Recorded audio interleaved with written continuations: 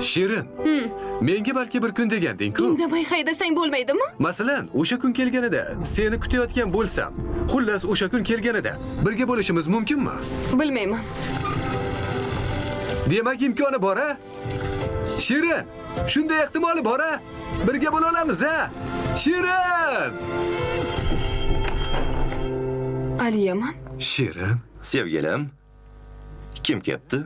eski bir do'stim. darrov boshqasini topib Axir olasan. necha yildan beri uchrashmaymiz. Bu ham seni deb. Tortishni xohlamayman, ket.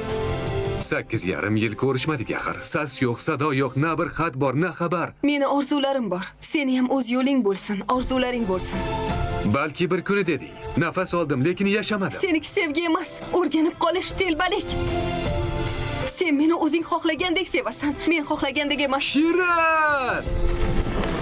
Hayotingdan chiqib ketaman. Shunday chiqib ketamanki, meni eslashni xohlasang ham esla olmaysan.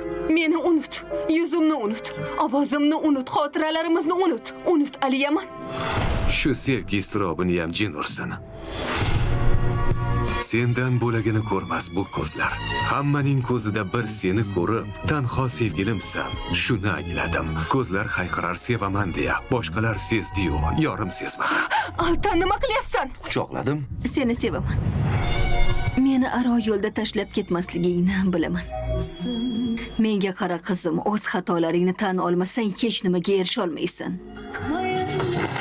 Insonni qiynaydigan dilxiraliklar emas, imkoni borida yasholmagan baxtli hayot degan ekan Dostoyevskiy. Ne zaman patlar